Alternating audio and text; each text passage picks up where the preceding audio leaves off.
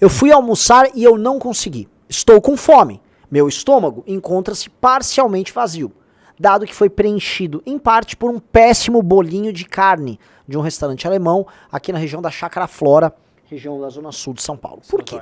Chácara Santo Antônio. Por quê, meus amigos? O senhor Rafael Ziz falou, vamos almoçar num lugar diferente, né?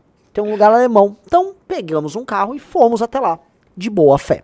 Cheguei, o lugar tava fechado, tá? Fechadão, não tinha ninguém, tava aberto, não tinha ninguém. Entramos, fomos os únicos clientes, a comida demorou pra chegar e quando chegou tava fria e horrível. A moça que atendia já tinha largado mão, ela falou, não, realmente tava fria, né, foi feita no micro-ondas e tal. Descemos pra pagar, ela falou, não precisa pagar, eu realmente não paguei a comida. E ela justificou dizendo que o cozinheiro novo é preguiçoso, ele nem gostou que vocês botaram os pedidos lá. Ou seja, eles contrataram uma pessoa que não está disposta a trabalhar ali, né? Me pareceu uma coisa muito profissional da parte dessa instituição, desse restaurante ali, um restaurante alemão. Não vou citar o nome, mas assim, foi uma experiência deplorável, né?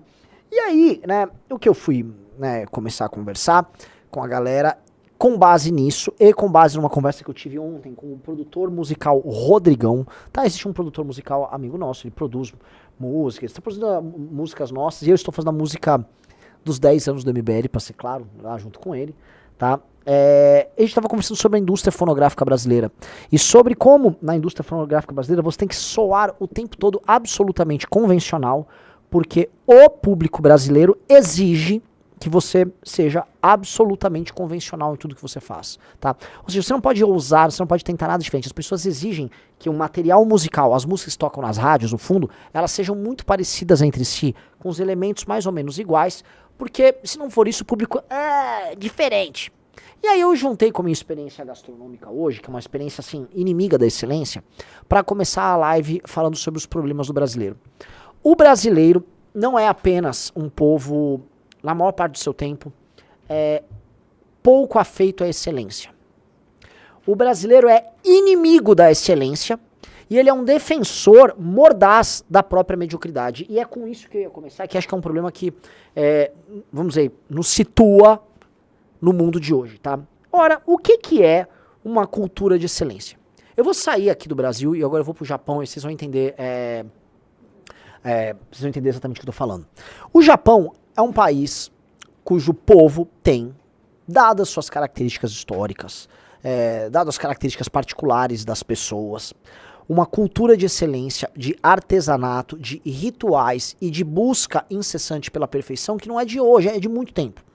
Vocês já devem ter visto aqueles vídeos, por exemplo, do ritual do chá que existe no Japão, né? Você fala, mas por que eu vou tomar um chá com esse ritual? É muito pouco sobre o que o ritual te gera do ponto de vista, do sabor do chá, mas sim da importância da existência do ritual como forma de entendimento do mundo, né? Rituais, eles são entendidos como maneiras de ordenar o mundo, tá? Você meio que ordena o mundo através dos rituais. O ritual é uma forma...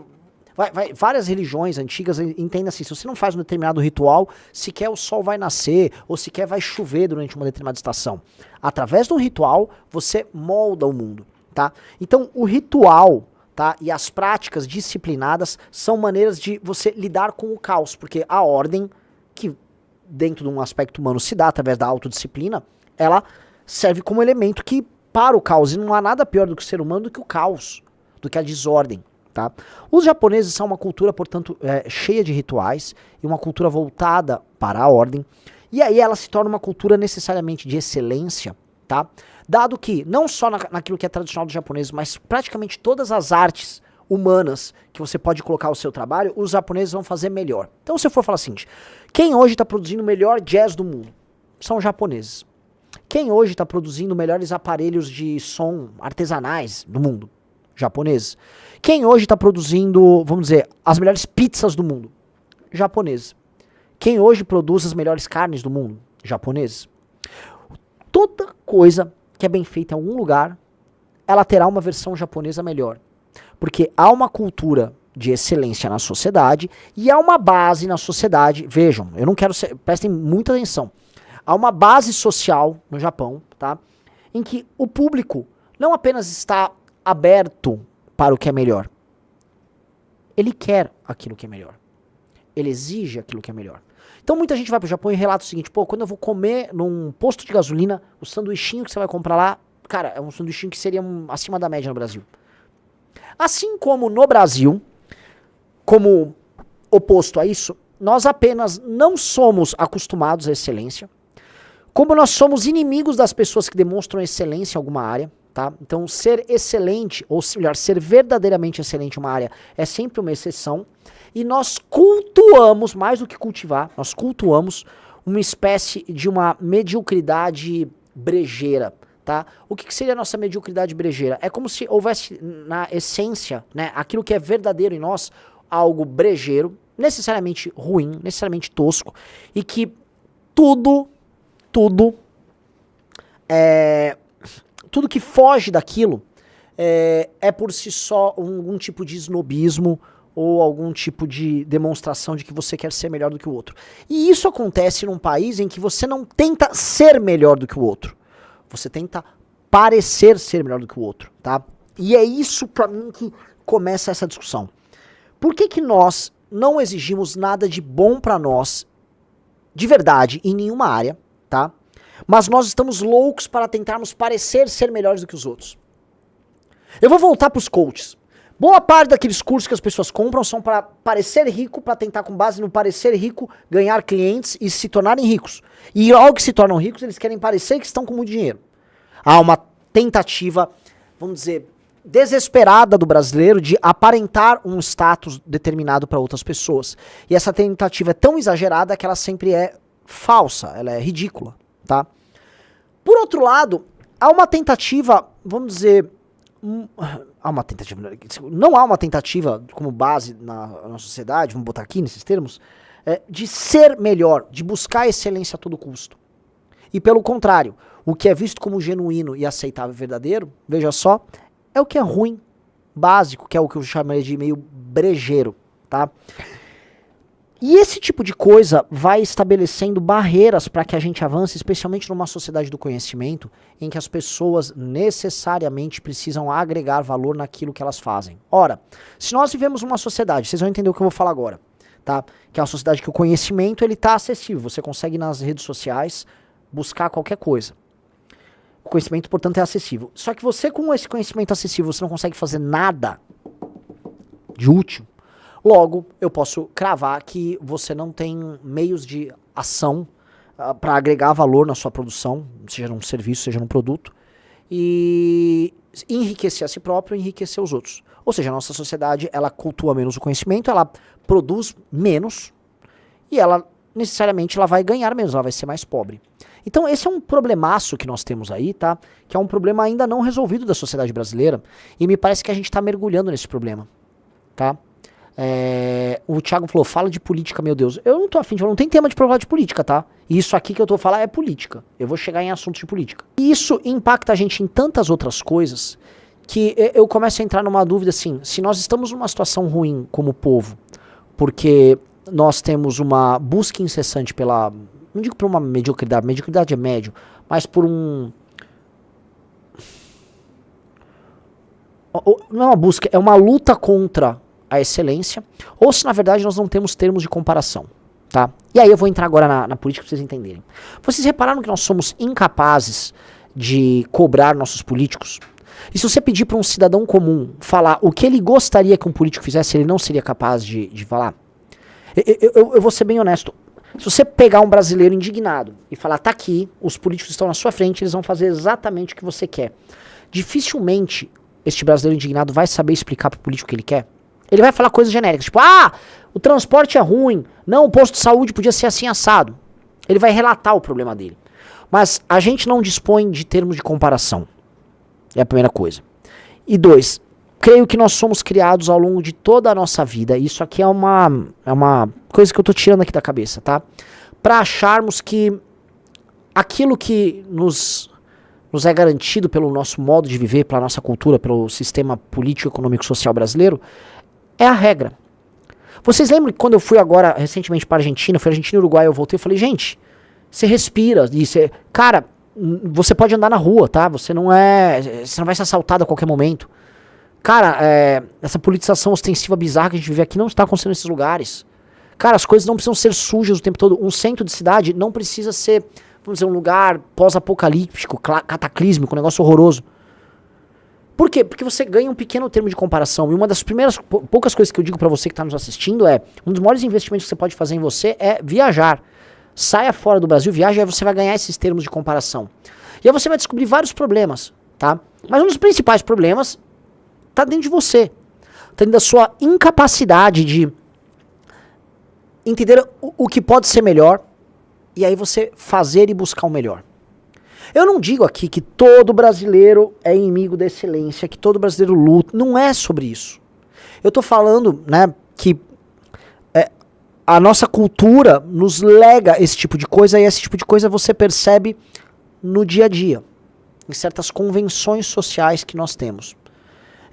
Posso começar pela música, que é uma coisa que foi um bate-papo que eu tive ontem, mas eu posso levar para vários outros cantos.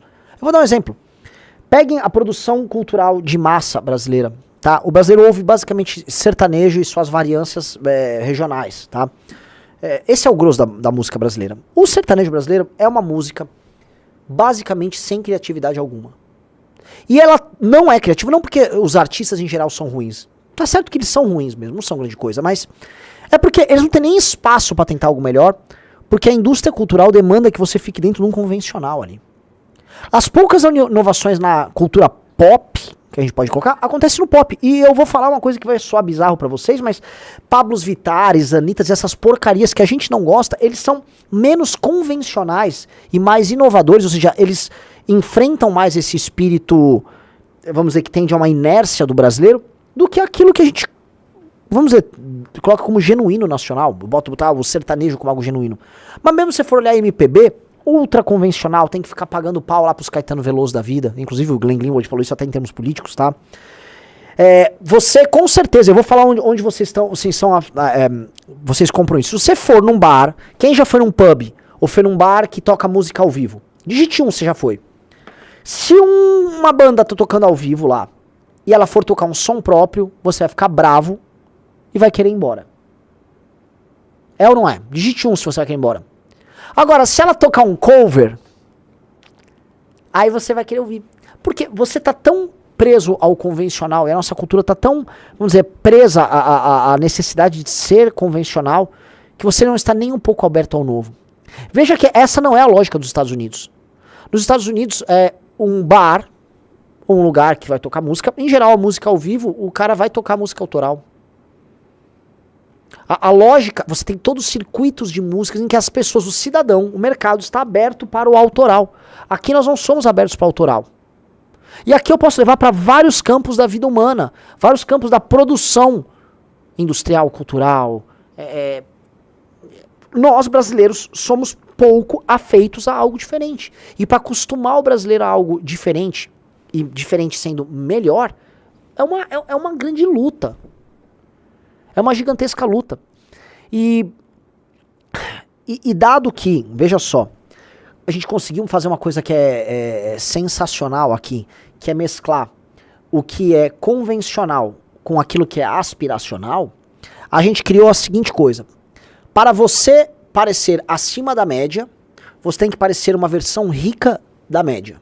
O que você quer dizer com isso?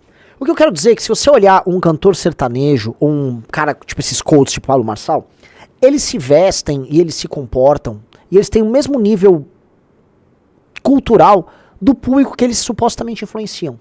As roupas são as mesmas. Então é aspiracional, né? A mesma calça jeans grudada, mas é uma calça jeans grudada de uma marca melhor que a do outro. É o mesmo relógio gigante, cafona, mas de um é Rolex, sei lá, nem Rolex Rolex não é deselegante. Essas marcas têm uns relógios ridículo, e o outro é um relógio falsificado que o cara comprou. É a mesma música merda que o cara ouve. São os mesmos hábitos alimentares. Mas um com um tempero caro, portanto brega, e o outro com uma versão pobre, ou seja, você não consegue ter uma diferença qualitativa. A diferença é necessariamente quantitativa. É a mesma porcaria, só que com mais dinheiro. É uma mesma porcaria, vamos dizer, potencializada na porcaria com base na grana. E não uma diferença de qualidade. Então o que a gente aspira a ser não é melhor. A gente aspira o mais, não ao melhor. Vocês entendem esse problema? Há uma briga sobre isso. E aí, como nós somos uma sociedade de massa, nós somos um país com, 200 e poucos milhões de habitantes, que tudo que é feito pra massa, e a massa o tempo todo busca ser convencional, ela briga com excelência, não há, vamos dizer, maneiras de você ter soluções em massa para os nossos problemas de qualidade. E aí eu vou chegar agora na política, tá? Os nossos problemas de qualidade, que são, vamos dizer, bastante óbvios, como eles vão se resolver em um aspecto democrático se as pessoas não estão exigindo dos seus representantes qualidade no trato da vida delas?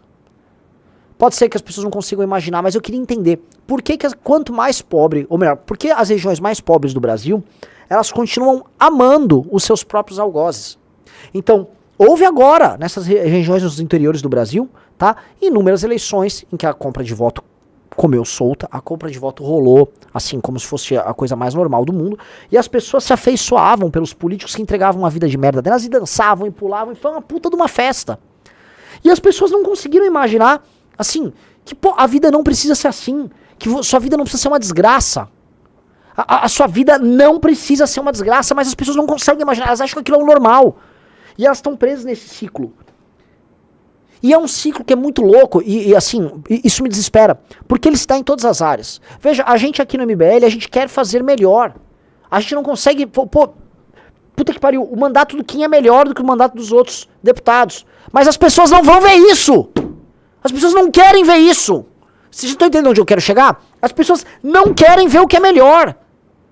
Elas querem só se identificar, e talvez elas vão achar que é snob o Kim pra trabalhar mais ou produzir mais. Vão achar que é metido da parte dele fazer isso. Eu não sei, é assim que a cabeça das pessoas funcionam. As pessoas não conseguem ver o que é melhor, as pessoas não conseguem aceitar que elas precisam de algo melhor, e o máximo que as pessoas querem ter são identificações. E aí entra a parada, que pra mim é a parada mortal, que eu já falei várias vezes aqui, que é o problema assim, se for perguntar pra um brasileiro, vamos ver se o Riso vai pegar, qual é a característica que ele falou que ele mais respeita numa outra pessoa? Qual é a característica, Riso? Humildade. Humildade, nós temos que parar com esta merda da humildade. Não, fulano é humilde. O que quer dizer humilde? Ele me tratou na minha mediocridade com alguma deferência, tá? E ele entrega seus defeitos e não busca pairar como algo melhor. Gente, o melhor se destaca por ser melhor. O melhor se destaca por ser melhor. Quando a gente fala da humildade, é como se houvesse um conforto em se conformar.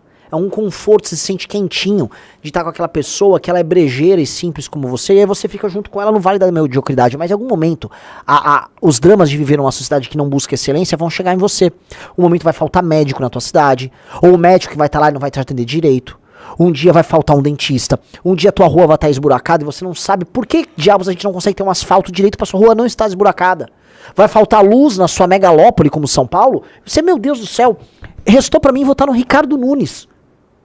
Sim, nós o tempo todo lutamos contra isso. E a propaganda toda do Ricardo Nunes é pra mostrar que é um sujeito humilde. Ele é um cria da periferia. Só pra você entender a propaganda política. O cara, Ricardo Nunes é um cria. Ele veio da periferia, ele é humilde! Ele é humilde, ele é um de nós. Sim, ele é um homem com nenhuma qualidade especial pra fazer nada especial na vida. Porque o problema da humildade, né, que... Vou tentar articular aqui, né? O brasileiro é louco por parecer ser melhor, mas se ele não consegue parecer ser melhor, ou seja, se ele não se destaca na multidão, porque o brasileiro é louco por isso, ele quer virar e quer destacar, mas se ele não consegue, ele vai ter um rancor. Aí nesse rancor ele só vai encontrar verdade nos de verdade. E quem são os de verdade, os de fé? Aqueles que são humildes, o humilde. E aí a humildade é como se fosse uma característica, é uma característica necessária para que aquele que está numa posição de não destaque, ou de certo anonimato, tá? Dentro da comunidade que ele vive, ele consiga lidar com isso. E aí, então, o ser humilde é um pressuposto de ser bom. Mas todos eles, incluindo os humildes, adorariam ver um meio de parecer ser melhor, para, com base nisso, estabelecer essa ascensão ali, tá? Eu tô falando isso muito com base, assim, também no Sérgio Buarque de Holanda, né? A ideia do homem aventureiro, né? Que, enfim, é esse homem que quer parecer, que quer distintivos, quer nomes, quer códigos, quer formas de parecer e aparentar ser socialmente superior, tá? Porque isso tá nos cobrando um preço muito grande. O Sérgio Buarque de Holanda, quando falava da distinção entre a sociedade do trabalhador e a sociedade do aventureiro, né, o trabalhador é aquele cara que vai apresentando através do trabalho metódico, tá? Um ganho, vamos dizer, que acaba se tornando cultural, né? No longo prazo. O trabalhador é aquele que posterga a recompensa. Pensem sempre nesses termos. O trabalhador está sempre postergando a recompensa. E uma cultura que posterga a recompensa no longo prazo é uma cultura superior. Então os rituais de postergar a recompensa e de construção, né, criam sociedades que têm mais confiança mútua, criam sociedades que, volto a colocar, não são vítimas das circunstâncias o tempo todo, que têm planejamento. Não é o nosso caso, nós somos uma sociedade de aventureiros, a gente quer recompensa já, no agora, a gente quer mostrar pra todo mundo, ó, fui recompensado, tô com o carrão, tô com a vagabunda aqui do lado, tô bem. Entendeu?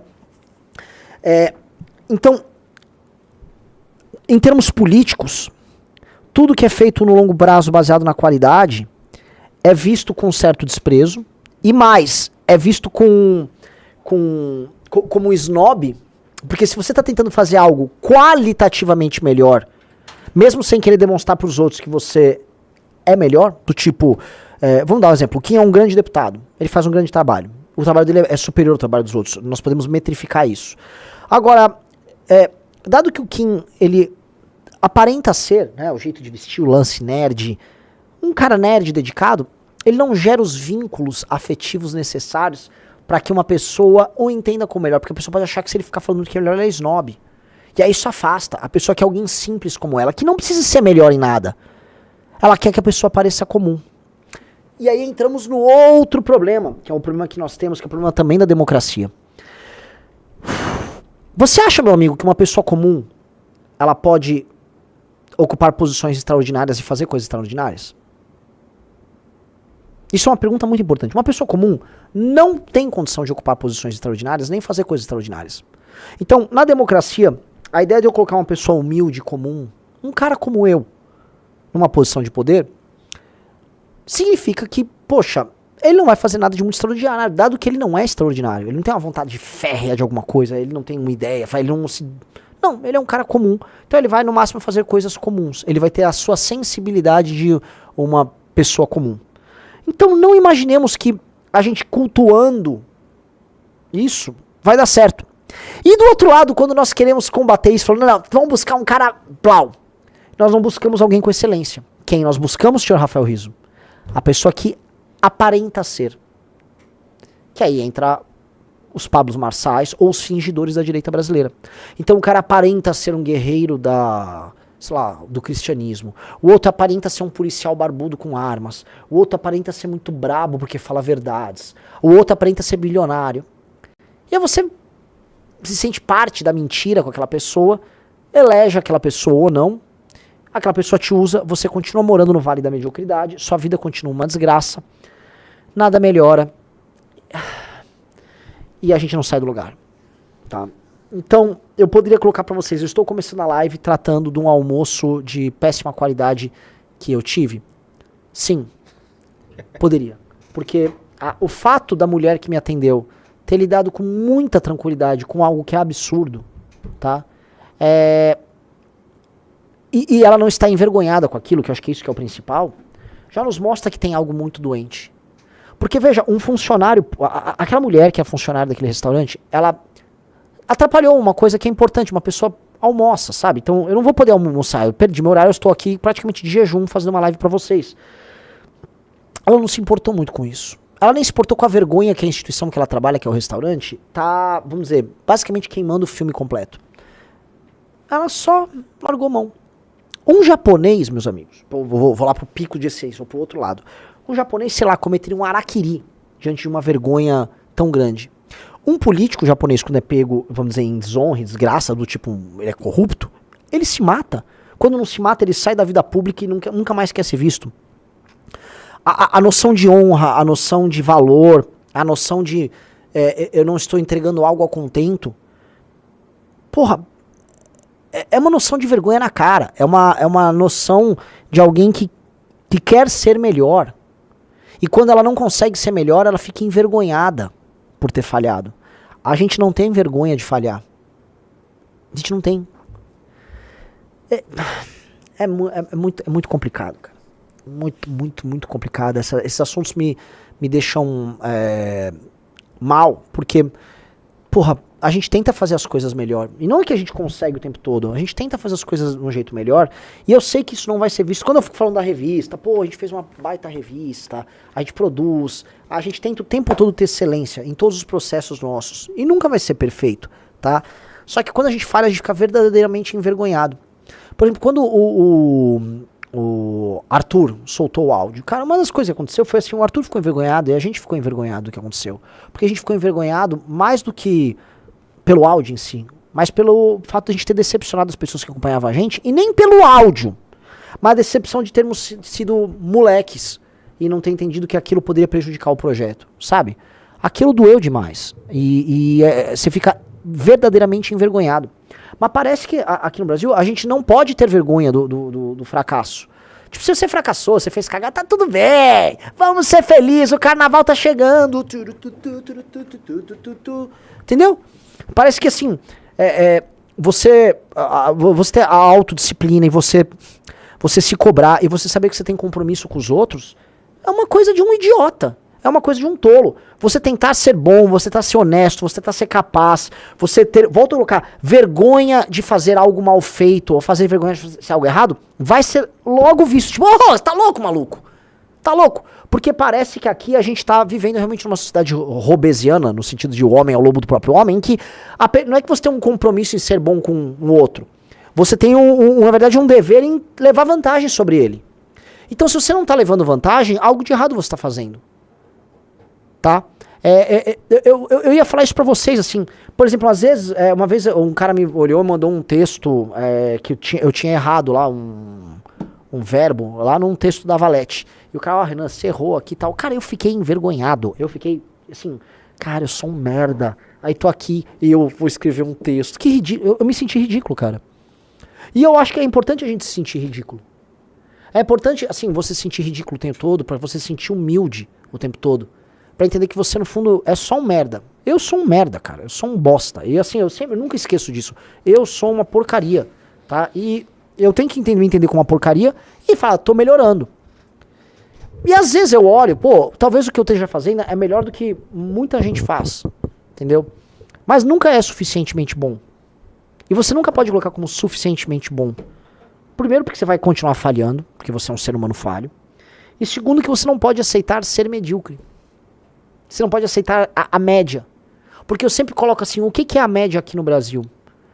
Hoje tem gente que vai falar que o trabalho político, sei lá, do União Brasil é bom. É uma boa referência de um grupo político no Brasil. Eu nunca vou querer ser o União Brasil. Nunca, nunca. Eu olho para aquelas pessoas, me dá asco. Eu não quero ser aquilo. Então, meu termo de comparação não pode ser eles. Os textos que a gente coloca... A Valete, cara, se eu for pegar o conteúdo da Valete, eu sempre falo, nós temos que nos comparar com o que é feito nos Estados Unidos. Tá? Eu quero ser comparado aos americanos. E a gente tem muitas coisas já na Valete que nós fazemos que é superior a eles. E tem outras coisas que eles são superiores a nós. Eu falo, beleza, meu termo tá lá. Eu quero brigar com os americanos, eu quero brigar com os europeus. Quero ser original na nossa produção de conteúdo. Porque, voltando, porque os termos aqui são termos de uma adequação a uma merda medíocre. Vou te dar um exemplo. Lembram, digite onde você lembra disso. Quando no Brasil você tinha um mercado fechado para importações. Foi o Collor que abriu isso, né? No período da ditadura militar, nós tínhamos um protecionismo industrial. E a indústria toda era protegida. E é o que acontecia com os nossos carros, por exemplo. Nós tínhamos uma indústria automotiva, tinha 4 grandes montadoras, que era Ford, GM, Volkswagen e Fiat. E, cara, os nossos carros eram verdadeiras carroças. Os nossos carros eram uma bosta. Então, foi protegido o mercado, foi fechado o mercado, e aí convencionou-se entre os produtores aqui em entregar uma carroça para os brasileiros. Então, logo abriu as importações, começaram a chegar uns carros gringos, assim, as montadoras brasileiras entraram em pânico. Precisavam readequar os carros correndo, e foi aquela loucura, tá? Porque parece que é sempre essa tendência. Alguém pode colocar, Renan, mas isso em outros países funciona também, na cortina de ferro foi assim, eles foram fechados, e sim, esse é um ótimo argumento para você contraditar, tá? Mas por que em praticamente todos os elementos da nossa cultura, e isso não posso falar na cortina de ferro, tá? Porque realmente eles tinham, vou dar um exemplo, a União Soviética tinha excelência em esportes, ela tinha excelência em ciência e tecnologia, nós não tínhamos essa excelência, né? Então eu posso colocar assim, a União Soviética tinha excelência em inúmeras áreas, tá? Até inclusive produção artística, mesmo aquelas coisas meio concretistas lá, tal, tinha muita coisa meio bregona, mas tinha muita coisa interessante. tá? Tem muita coisa... Assim, se nós olharmos e compararmos a gente com a galera, a gente tá ficando muito pra trás em tudo. E, cara, é uma desgraça, uma desgraça. Eu não sei, cara, assim, eu volto a falar isso, porque a gente poderia fazer a coisa da seguinte maneira, eu vou jogar esse exercício com vocês. E se, óbvio que não, a gente não vai fazer, mas eu vou jogar isso. E se a gente simplesmente parasse de falar dos outros elementos da direita, de Bolsonaro, marçalismos, e a gente só fosse com o flow, go with the flow. Ó, eu tô aqui, a gente ficava meio mediocrizão, tá? E começava a dar uma puxada de saco aqui e ali nessas figuras, entendeu? A gente não se preocupasse tanto em gastar energia que a gente gasta nos mandatos como quem faz ou como o Guto tá fazendo, tá? E com certeza que os nossos vereadores vão fazer, e a gente pudesse focar apenas, por exemplo, num material populista e cuidar de emendas e... Vocês iam gostar? Eu faço uma pergunta pra vocês. Digite um, você fala, não, eu ia gostar, foda-se, eu gosto da personalidade de vocês. Ou dois, não, cara, eu acho que vocês perderam o propósito, vocês já eram. Eu quero saber, um ou dois. Porque a hipótese de virar isso é a hipótese basicamente de fazer o que 90% da galera na política faz. Só que o que dói, vejam só, o que dói é que você faz diferente, você sabe que é essencialmente diferente e melhor, e você, não é que você não é recompensado por isso. Você é punido por isso. Você é punido por tentar fazer mais e melhor. E aí eu saio da política, eu sempre tô fazendo esse pulo, eu vou pra política e vou pra vida cotidiana de vocês. Quantos de vocês não veem isso na vida profissional? Quantos de vocês, eventualmente, na empresa de vocês, você descobre que aquele trabalho bom, metódico que você está fazendo não é reconhecido e o que está sendo reconhecido, eventualmente, é uma boa relação que você construiu com um chefe? A gente sabe que isso acontece. Quantas vezes você não é entendido na sua complexidade num determinado relacionamento humano que você tenha e, basicamente, você é jogado de lado dentro de uma cultura de aparências ou de simpatias? Quantas vezes isso não afeta a tua sensação de viver, e aí você passa a perceber que nada sério vale a pena? Tem uma frase do Rui Barbosa, né, sobre... Tenta achar essa frase, né, assim, que a pessoa tem vergonha de ser honesto. É procurar. Que é uma frase, uma frase assim... É isso, ó. Veja só. Porque não é só sobre corrupção essa frase, tá? Essa frase, ela é meio que sobre isso. E ela é bem antiga, então a gente sempre tem que perceber que certas coisas, isso aqui não é invenção minha em nada. Pessoas melhores já perceberam isso. Tá na tela, ó. O Rui Barbosa falou. De tanto ver triunfar as nulidades. O que é triunfar as nulidades? Vou voltarmos aqui. De tanto ver o sucesso de um Marçal, de tanto ver a prosperidade de um Nicolas, entenderam? De tanto ver os farsantes, então, de tanto ver triunfar as nulidades. Ele não tá falando agora de corrupto. De tanto ver crescer a injustiça. Ou seja, quando o que é ruim é premiado e o que é bom é punido, lógico que é uma injustiça. De tanto ver agigantarem-se os poderosos nas mãos dos maus, o homem chega volta a colocar, a desanimar da virtude, a rir-se da honra, que é se sentir ridículo por agir de maneira correta, a ter vergonha de ser honesto. E aí, quando o Arthur fala, gente, ó, se vocês resolverem virar Marçal, eu tô parando, eu vou embora do Brasil, ou eu vou, sei lá, eu vou enganar vocês, tá? Já que vocês querem ser enganados por alguém, que seja por mim, então deixa eu enganar vocês. O que o Arthur tá fazendo? Ele está tendo vergonha de ser honesto. Ele fica com vergonha, porque você começa a se sentir ridículo, inadequado, você começa a se sentir patético em tentar ter um determinado tipo de conduta social que não apenas não é aceito. Uma coisa assim, eu tento ser honesto com você e você não aceita. Não. Você vai me punir por eu ser honesto. Você vai me repudiar. Você vai me achar que eu sou um sujeito pior por agir de maneira correta. A política brasileira é basicamente isso. Tudo que você tentar fazer de maneira minimamente correta, você vai encontrar uma objeção de ordem essencialmente imoral e incorreta. Você vai encontrar uma objeção de ordem essencialmente imoral e incorreta. E, cara... Por que eu tô fazendo esses compartilhamentos de sensação assim, pessoal com vocês? Porque, cara, eu tô me dedicando minha vida nisso. Eu tô com 40 anos, cara. E se eu tô só dedicando a minha vida a um erro? Porque eu posso simplesmente, cara, tem que, sei lá, fazer uma coisa diferente. Eu sou um cara capaz, eu não sou um idiota completo. E eu olho assim, e não só eu tô dedicando a minha vida nisso, tá a vida do Rizzo aqui, ó. O Rizzo é um cara ótimo. E o Kim? E se, sei lá, mano, eu só tô... Às vezes as pessoas estão com dó de mim, sei lá, às vezes eu penso isso, às vezes o Kim tá com dó de mim, acho que eu vou ficar louco se a gente parar o MBL. E aí eu só tô, mano, estragando a vida de várias pessoas talentosíssimas. Eu fico com essas situações, assim, né, de eu ser muito obstinado, né, falar, vamos lá, galera, agora tem um partido e tal. Isso, mano, só é um erro. Sabe? Se isso só um erro, isso só, galera, mano, assim, Renan, eu só quero o jogo do Tigrinho. Renan, deixa eu entender, é legal. Onde vai estar a parte que você vai me enganar porque eu quero ser enganado? Às vezes eu sinto isso. Às vezes eu sinto, assim, conversas que a gente tem com pessoas do próprio MBL, em que as pessoas assim, meu, tem como você ser um pouco mais desonesto? Tem como você enganar a galera um pouco? E eu não consigo. Não dá porque pelo menos eu gosto, e não é por vaidade. Quer dizer, há uma vaidade minha, e eu sei que é a vaidade do Kim, é a vaidade de quase todos os nossos caras, das nossas lideranças. Qual é a nossa vaidade? Entrar pra história, porra. Fazer algo maior do que a sua própria vida. Interferir bem e transformar. Isso é uma vaidade, mas, porra, isso não é uma vaidade ruim. E é importante falar que é uma vaidade, porque a pessoa que finge, não, eu estou aí porque eu amo o povo, esse cara é um filho da puta. Começou a vir papo que ama o povo, é filho da puta. Tá? Então a vaidade é essa, eu quero entrar pra história como um cara foda, minha vida não foi à toa. Só que assim, pra fazer isso você tem que ser, né, um abnegado e tem que fazer as coisas certas. Mas me parece que assim, parece que a gente tá contrariando uma força que ela é muito poderosa.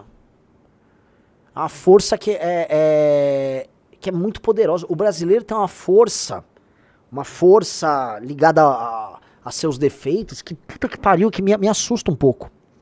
Eu vou trazer um caso, agora é um estudo de caso, mas isso agora a gente vai entrar na política, né? Esse caso estourou agora. Veja só esse caso. E com base nesse caso eu vou fazer uma proposta pra vocês, tá? O caso é o seguinte. Eleitor no Maranhão diz que vendeu voto por 1.500 telhas, 20 sacos de cimento e madeira. E aí ele denunciou. Ficaram me ameaçando. O que acontece? Numa cidade que se chama, sei lá, cidade Nova Olinda do Maranhão, tá com 14 mil habitantes, houve uma disputa na eleição. E aí o candidato corrupto ganhou da candidata corrupta, ou vice-versa, por 2 votos. Um dos eleitores, né, um lavrador, ele sofreu represálias e tal. Ele admitiu que foi procurado antes da eleição e aceitou vender seu voto. Aí ele falou, Ari Menezes com Romildo, Cléo Barros foram na minha casa, entendeu? Pra gente fechar um compromisso. Revelou o eleitor citando o Ronildo da farmácia, o vice de blá blá blá blá blá. Ele revelou que o trio perguntou o que ele queria em troca do voto. Aí o que o trio revelou? Aí ele falou, falei que era 1.500 telhas, 20 sacos de cimento e a madeira da minha casa. Eles falaram pra mim que se fosse só isso, já estava tudo comprado. Que no outro dia era pra eu ir buscar lá no galpão. Danilo disse que não recebeu tudo que foi prometido e por isso mudou de ideia. Veja só, é um eleitor com muito... Ele é ciente dos seus direitos. Você falou, opa, você não me entregou todo o material de construção pra minha casa na hora da compra do voto. Gente, corrijo. Se eu somar essas sacas de cimento, as telhas e tal, foi a grana pra comprar um voto desse senhor. Como não entregou tudo, veja só, ele, opa, não. Tem que me comprar direito, né? E aí ele avisou, segundo Danilo, 2 dias depois das eleições, um caminhão da prefeitura foi retirar o material do endereço dele. Por quê? Porque como ele não votou no candidato lá, a prefeitura resolveu, por bem, retirar as coisas da casa dele. Afinal de contas, né? Ele não entregou o voto. Outra eleitora, a pescadora Luciane Souza Costa, também foi ameaçada. Ela decidiu não votar em Ari nem na vereadora indicada por ele, depois que o marido dela recebeu dinheiro pela compra de voto. Imagens gravadas por Luciane mostram um homem que tem o número do candidato a prefeito na casa ameaçando. Ela abre aspas.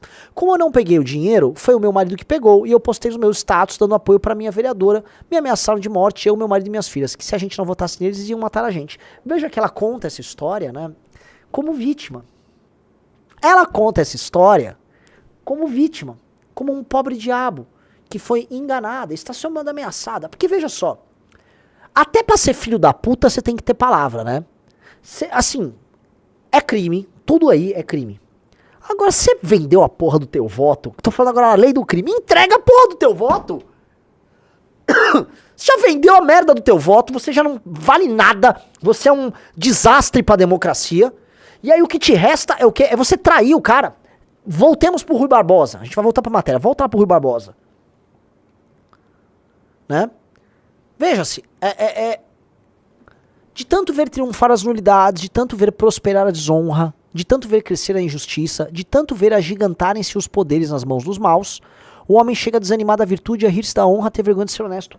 Se você olha esse caso em que uma pessoa, essas pessoas, deixa eu explicar agora, volta pra matéria, elas foram denunciar que venderam o voto, não entregaram o voto vendido, e que agora estão sendo ameaçados. Entendi. Você joga a lei dos bandidos, não é que você foi vítima de um assalto, você sendo vítima de ameaça, não, cara. Você jogou, né, você cometeu um crime, aí a lei dos bandidos agora tá ruim, aí você, eu quero a lei! Estado me proteja! Cheio de direitos. Estão lá cheio de direitos. Se um cidadão comum que paga a conta, vamos lembrar que esse município aí, eu nem fiz a pesquisa ainda, deixa na tela, mas paralelamente alguém já vai pesquisando pra mim, o IDH de Nova Olinda do Maranhão, né? Me parece não ser exatamente um paraíso na Terra, né? Parece que Nova Olinda do Maranhão não é exatamente Paris, né? Ainda que Paris esteja num processo de decadência bem grande. Não é Tóquio, vai falar em termos japoneses. Então assim, né? Alguém tá pagando a conta dessa turma. Muito dinheiro tá rolando para que essa senhora tenha vendido o voto dela. Para que um cara tenha gasto, cara, tranquilamente mais de R$1.000 na compra do voto do senhor Danilo. Que tá muito bravo. Que levaram agora o material de construção da venda do voto dele. Ele tá bravo, tá cheio de direitos. O sujeito tá pagando essa conta, ele vai ficar com vergonha de ser honesto. Aí eu vou falar uma coisa que você fala, Renan, você tá maluco. Aí eu começo a entender o cara que só quer ficar rico vendo o Pablo Marçal, que fala, meu velho, eu tô tendo que sustentar o senhor Danilo. Esse velho, filho da puta, vendedor de voto, que tá ali e tá nem ligando. Tá lá, quero meus direitos. Levar matéria de construção. A outra, eu publiquei meus stories, né? Meu marido vendeu o voto, mas eu não cumpri. Faixa do... Vamos lá, né? O que é isso? IDH baixo. Então, no lugar de IDH baixo. Tá? PIB per capita, R$4.000 por ano, em agosto de 2010. Tá bem desatualizado, mas assim, é osso. Osso. Voltemos lá pra matéria. Vocês vão ver onde eu vou chegar aqui. Né? Vamos lá, pode descer. Né? Pode descer isso, é pra onde a gente tava. Aí vai falar o outro lado da história e tal, né? Enfim, dos prefeitos. A Globo fez bem em trazer esse assunto à tona, porque estas foram as eleições em que a compra de votos mais estourou. E eu tô falando aqui, vocês estão sabendo os preços que estão rolando de compra de voto no Nordeste e em algumas cidades também do Centro-Sul, né? A coisa chegou às vezes a 500 votos. A R$500 por voto. R$1.000 por voto. Em certos municípios que você precisa de... Vou dar um exemplo, pra vocês entenderem a conta. Às vezes você precisa de 500 votos pra ganhar pra vereador no município. 400 votos, 500 votos, 500 votos. 500 votos vezes R$1.000 são R$500.000. Só que o limite de gasto pra uma campanha numa cidade minúscula dessa é R$30.000. Ou seja, você tem que ter muito dinheiro de caixa 2 pra você fazer essa compra que em geral é em cash. Eles estavam usando material de construção, então multiplica isso por um número grande de candidatos, por um número grande de municípios. E você tem uma indústria multibilionária de compra de votos, em que o político compra, mas o cidadão vende. O político compra e o cidadão vende. Digite 1 se você concorda que você não vai conseguir construir uma sociedade minimamente decente com isso. E digite 2 e fala, não, dá pra conciliar. Eu quero só começar por isso. Venhamos e convenhamos que o crime cometido pelos políticos e pelas pessoas de atentado contra a democracia não é muito maior do que daquelas véias que estavam protestando lá na frente do Congresso, lá pelo Bolsonaro. Aquelas véias que estavam protestando lá, no fim do dia, cara, elas tinham, na intenção golpista delas, que elas tinham intenção golpista, aquele monte de senhor de idade, tá? Eles tinham uma intenção golpista, porém uma intenção quase quixotesca. Eles não dariam um golpe de Estado, eles não conseguiriam. Eles tentaram, caíram no Marapuca, isso precisa ser claro, e foram presos e precisam ser punidos. Só que esses milhões, eu preciso colocar, de brasileiros que estão vendendo e comprando votos à luz do dia, não são punidos, não são pegos e não há punição a contento. Não há sequer uma legislação que traga uma punição muito dura para isso. No que eu tava comentando com o Faustino, que ganhou pra vereador lá em Natal, eu tava conversando hoje no período da manhã quando eu tava lendo essa matéria, tá? Não é correto nós passarmos num congresso um projeto de lei que hipercriminaliza a venda de voto, a compra e a venda de voto. Pra mim, vender e comprar voto tem que ser crime hediondo, porque se nós, né, democracia virou o assunto mais importante do Brasil, né? Xandão, é Barroso, democracia. Então é democracia? Pra mim, o maior crime contra a democracia é esse. Não há crime maior contra a democracia do que esse. Porque uma coisa é você falar, houve um atentado tocado por véias. Beleza, foi um atentado mesmo, foi uma tentativa. Eles queriam dar um golpe de Estado, é bem claro. O outro caso é um uso sistêmico do processo eleitoral, tá? Por parte de políticos que são essencialmente corruptos e que ocupam seus cargos corruptos, que deturpam a democracia inteira, que corrompem os seus cidadãos, que já não tem moral pra porra nenhuma. Você transforma isso num jogo aberto, as pessoas estão vendo, tendo cobertura de imprensa e nada acontece. Então, pra mim, caralho, desculpa falar aqui, tem que ter uma legislação que transforma compra e venda de votos, a compra e a venda, porque o cidadão também é ativo nisso, em crime hediondo. É crime hediondo, não é crime... É pra pegar a cana feia. E eu acho que essa é uma política que nós tínhamos que tocar. Nós tínhamos que fazer uma campanha nacional, porque se é um problema da democracia brasileira, é esse. Esse é o problema da democracia brasileira, muito claro. É o maior problema de todos. É pra aí que a corrupção no Brasil tá indo. E eu acho que assim, o Kim tem que entrar com um projeto de lei, e nós tínhamos que fazer um abaixo-assinado ao redor do Brasil em cima disso. Nós tínhamos que conscientizar o maior inimigo do Brasil. Olha só o que eu vou falar aqui, que é... O maior inimigo do Brasil não é a esquerda. Não é a esquerda. Definitivamente o maior inimigo do Brasil não é a esquerda. A esquerda é um inimigo. Ela não é o maior inimigo. Não pense assim, que a esquerda chegou ao poder no Brasil com o Lula no ano de 2003. Ele ganhou a eleição em 2002 e assumiu em 2003.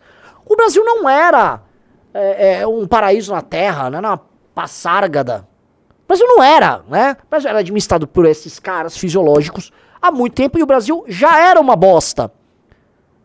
Já, assim, então o que eu quero colocar é, a esquerda é um adversário, é um inimigo direto, é um inimigo existencial. Agora, a gente vai ficar fingindo que ela é o maior problema. Ela não é o maior problema. Ela não é nem de longe o maior problema. Um sistema foi construído e montado, tá, para que as pessoas entreguem seu voto mediante o dinheiro. E as pessoas não liguem para os resultados disso. Só que tem um pequeno problema. As pessoas que em geral não vendem o voto, que são as pessoas, vamos dizer, realmente economicamente ativas, ou seja, você vai conseguir cruzar dados e você vai conseguir criar uma correlação entre ser economicamente ativo, tá, e não vender voto. Você vai, claramente, você vai... Tanto que a gente já tem um índice que a gente fez tá lá no Clube MBL, que é o índice de Centrão, né, que mostra que quanto menor IDH, quanto menor a escolaridade, maior é a quantidade de políticos do Centrão, ou seja, maior compra de voto. E quanto IDH mais alto, menos tem isso, tá? Por que que eu digo isso, tá? Porque no fim do dia, você que trabalha e produz nessa birosca, você tá destruindo a tua vida, sustentando essa máquina. E isso é injusto pro inferno. E aí onde mestra o que eu tava falando no começo? Porque se for o Kim, eu vou fazer esse teste com vocês, pra provar a tese. Se o Kim propor esse projeto de lei, só de coletar as assinaturas dos deputados para conseguir passar, ele vai ser repreendido. E este projeto, a gente pode fazer uma campanha, a gente pode... Não vai passar. A gente pode fazer uma puta campanha. A direita não vai apoiar, a esquerda não vai apoiar, e não vai passar. E o Centrão vai lutar contra. Porque isto que é uma coisa absurda, é a base do jogo. É óbvio que é isso que tá acontecendo. É óbvio. Então é óbvio que falar que a gente vive numa porra de uma democracia é uma mentira. Mas não é uma mentira naquele discurso que eu falo pra vocês, né? Que é tipo, não vivemos uma democracia porque tem um Xandão. Ora, amigo, Xandão é um problema de uma sofisticação Né? Ah, o Xandão está tirando do ar perfis, né? Já tô falando de identidade digital, o tema da live da segunda-feira passada. Tô falando de outros temas, coisas mais, né? Não, eu tô falando base da sociedade, cara. A base da pirâmide, milhões e milhões, dezenas de milhões de brasileiros vivem sob a égide da compra de votos. A compra de votos dá o tom do que é a vida concreta, não do perfil de rede social desse brasileiro, mas assim, do CPF, do homem carnal, feito de, sabe, de DNA, de carne, de músculo, de osso. Sacou? Esse cara vende o voto, esse cara não sabe produzir, não sabe trabalhar, ele é completamente ignorante e ele agradece a vida merda que ele tem. Ele tá o tempo todo amortecido, só que não tá dando, porque você que trabalha e produz, você paga essa conta. E você que me assiste, a não ser que assim, ó, galera, Renan tá aqui no chat, eu vendi todos os votos da minha família, eu adoro o MBL. Aí eu não sei o que você tá fazendo aqui. Como eu imagino que o nosso público não seja esse, e sejam pessoas realmente preocupadas, cara, é a vida de vocês, cara. E assim, eu vou falar uma coisa pra vocês, se o nosso projeto político não der certo, pule fora daqui. Pule fora daqui, porque não vale a pena dedicar a tua existência a esse troço profundamente injusto. Tá? É muito injusto, é muito filha da puta, assim, é uma máquina construída pra devorar os seus sonhos, suas chances, suas possibilidades. Tá? Eu tô falando assim da gente criar essa campanha, porque quer saber qual é o maior problema político do Brasil? É a compra de votos. É a compra de votos. O problema político do Brasil chama-se compra de votos. O grosso. Porque ele mobiliza desde auxílios, desde emendas, ele mobiliza desvio de verba, ele mobiliza peculata, ele mobiliza tudo. Tudo termina no lance da compra do voto. A máquina de compra de votos é uma máquina gigantesca no Brasil. Multibilionária. E na Lava Jato não acabou com ela. A Lava Jato mostrou uma das grandes fontes desse tipo de recurso. E aquilo, né, teve que ser alterado, tanto que a Lava Jato vem, surge o fundão eleitoral e o fundo partidário, eles são reforçados, mas surge a grande resposta para o financiamento do crime político no Brasil, foi o surgimento do orçamento secreto, que precisa ser destruído. Se o Brasil tivesse... Aqui é um desafio, porque eu sei que tem pessoas de esquerda que me assistem e pessoas de direita, bolsonarista, que me assistem. Se vocês de fato acreditassem ou acreditarem em algo de coração verdadeiro e vocês não são apenas jogadores filhos da puta, tá? Entra com a gente nessa merda. Porque pra mim, tá? De um cara que é fã do PSOL a um cara que é fã do Bolsonaro, gente que disputa consciências, tá? E eu tô aqui também como alguém que disputa consciências, corações e mentes, tá? Deveria ser premissa acabar com o voto comprado. Acabar com o orçamento secreto, como do jeito que ele é e tal. Então, assim, se você é uma pessoa honesta desses campos, você deveria participar disso. Isso se você defende a democracia. Porque pode ser que não. Agora, eu tô jogando isso como desafio. Porque tá aí a bosta do governo Lula, né? Ah, não, olha só, o Centrão ganhou a eleição, foi por causa disso, daquilo. Gente, foi compra de voto. E os políticos do PT praticam compra de voto também. Compram voto igualzinho os outros. Tá? Ah, e o PL compra voto igualzinho os outros. Tá todo mundo comprando voto agora, hoje, pros segundos turnos. Entendeu? Então, assim, se alguém tivesse um compromisso real, a gente poderia tocar esse tema. Eu falei hoje com o Kim, eu falei com o Faustino, porque assim, eu tava comentando com o Faustino falou, Renan, cara, eu fui o político mais comentado da cidade durante as eleições para vereador.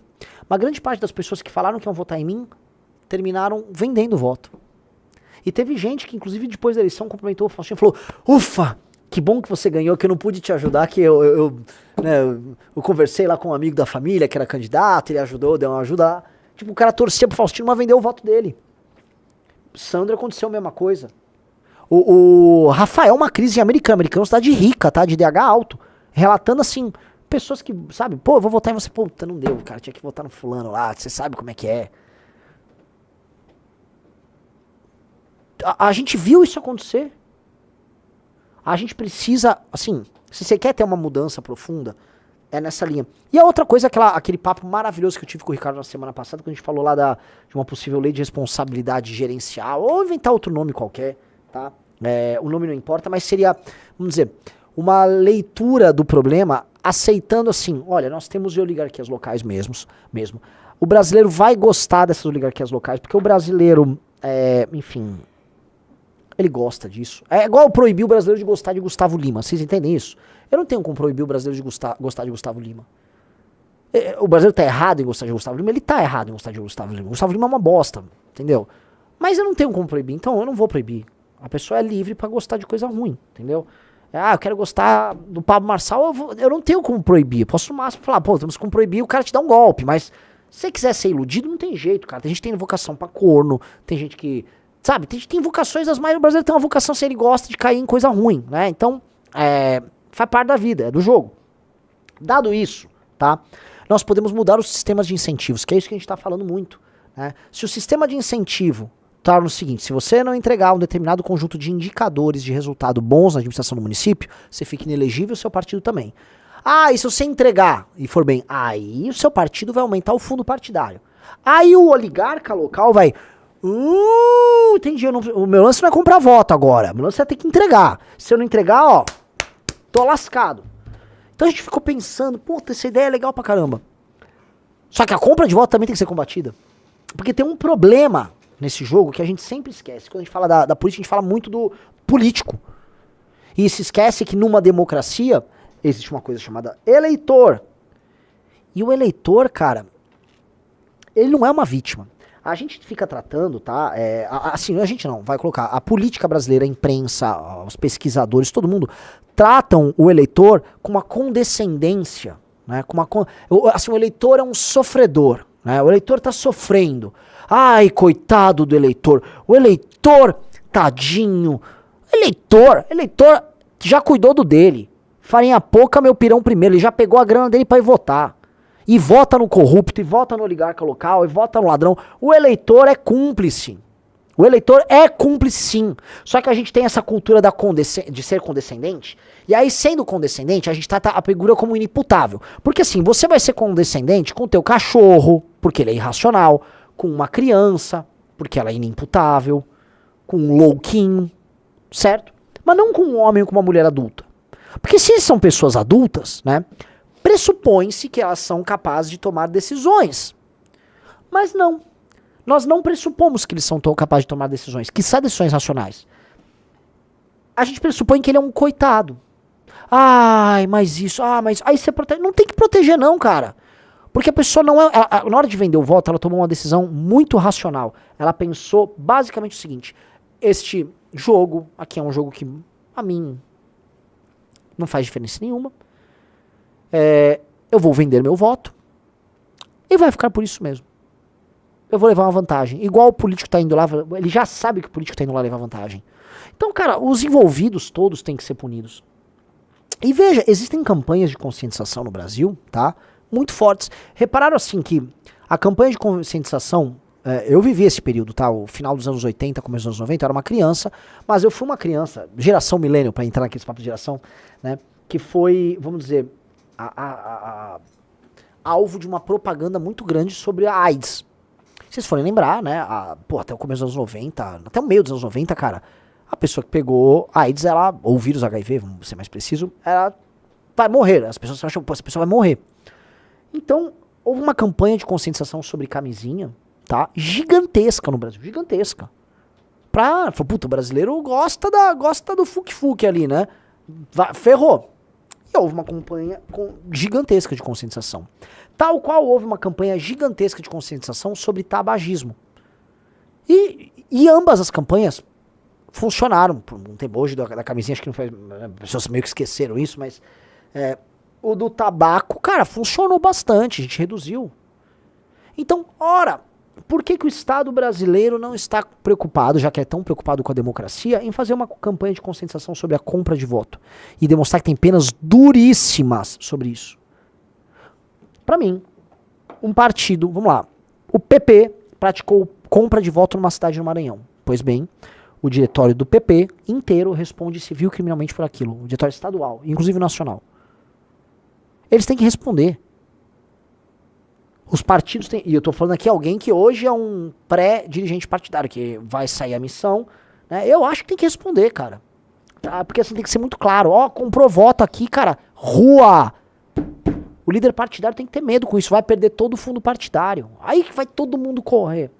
Só que hoje, como, né, a raposa cunha do galinheiro, ou seja, esses mesmos políticos, esses mesmos dirigentes partidários cuidam das leis, não vai sair nada de lá. No que eu agora vou inverter. Agora vocês estão entendendo porque o Supremo acha que ele pode regular tudo, senhor Rafael Rizzo? Sim. Porque nos temas que são centrais para a própria democracia, o Congresso não vai legislar. E aí vai vir um Barroso, só que não com a minha cabeça, que é uma cabeça que eu acho que vocês tendem a concordar mais, mas com a cabeça de Barroso dele, né, entre um vinho e outro, um Chateau Petrus aqui e outro, né, tal, entre uma Maria Bethânia e uma Gal, né, ele tá lá, tal. Ele vai ter suas reflexões sobre democracia, pelo campo dele, pela visa dele, e vão enfiar top-down, porque ele falou aquilo lá, gente. Aquele Congresso Nacional, vou usar o termo que uma vez um membro dessas cortes falou, aquilo lá é uma tigrada, eu adoro o termo tigrada, aquilo lá é uma tigrada, ou como vocês do Rio Grande do Sul que me assistem dizem, aquilo é uma turma de uma chinelagem, né? Eles praticam uma chinelagem, uma tigrada chinelando, tá? É isso. Congresso Nacional é uma tigrada chinelando por ali. Essa tigrada não tem condições morais, técnicas, nenhuma de resolver isso. Nada. Essa tigrada não podia participar da política. Mas dado que vivemos no Brasil, você não vai se livrar da tigrada, porque o povo ama a tigrada. O povo quer a tigrada lá. O povo vendeu o voto pra tigrada. O povo é cúmplice, participa diretamente. Então, assim, como você não vai fazer transplante de povo? Ou seja, eu não vou trazer japoneses e colocar no lugar dos brasileiros, tá? Porque eu nem acredito nisso, eu sou brasileiro. E com certeza tem um japonês melhor do que eu, né? Aliás, existe sempre aquela frase, né? Uma das grandes certezas na vida é que sempre haverá um japonês que fará algo melhor do que você. Então, não importa se é muito bom, sempre haverá um japonês melhor do que você. Então, como não haverá um japonês... eu não tenho como ser japonês, nem quero. Eu sou brasileiro e eu quero buscar... dentro do mundo qual faz parte, uma melhora, né? Enfim, vamos mudar o sistema de incentivos. Então eu fico até animado, assim, como uma luta quase, aí eu vou colocar na minha parte, quixotesca, fazer esse teste, a gente fazer essa aventura. Porque essa aventura vira uma brincadeira muito interessante pra gente ver como o sistema político reage a algo que é consensual, ou seja, se você for pedir pra um político, um deputado eleito, falar, ô deputado, o que você acha da compra de votos? Nenhum vai defender. O que eu quero dizer é o seguinte, é do ponto de vista, vamos dizer, do debate público, o que eu estou falando é incontroverso. Vocês entenderam? Falar que precisamos aumentar a punição para crimes, porque esses crimes são muito perigosos para a democracia, é incontroverso. Não é igual uma opinião sobre aborto, que você pode ter uma opinião A, uma opinião B, porque você tem corrente de pensamento político. Não, é uma coisa meio que incontroversa, é um crime que as pessoas sabem que é crime. Então, é um tema incontroverso, é um tema que se quer ter cores ideológicas, tá? Mas é um tema que não vai andar. E aí seria engraçado a gente, no mínimo, ver. Seria, assim, só acompanhar, assim, poxa, é assim que funciona? É assim que funciona! Tá? Um cara mandou, tu só vai se desgastar com isso, o senhor X mandou. Por que eu vou me desgastar? Porque você já tá entendendo assim, cara... Esta é uma guerra meio inútil. O problema é que, assim, atacar estes problemas, meus amigos, significa atacar a única coisa que importa no Brasil. E se a gente não atacar esses problemas, não faz sentido a gente sequer ter um partido político. Não faz sentido a gente entrar na política. A política é um mar que ele é construído... Os sistemas de incentivos são assim. Você se conforma para fazer política do jeito que as coisas são e você vai ganhar muito dinheiro e você vai estar bem. Se você quer fazer diferente, você é expelido. Tá bom? Esse é o problema. Se você quer fazer diferente, você é expelido do jogo. E... o que vocês estão falando, assim, quando você manda um negócio desses, o senhor X falou, cara, foca nas pautas de direita e para com essas coisas sem futuro. Acho que ele tá zoando, não é possível. Você tá rindo, Rizzo?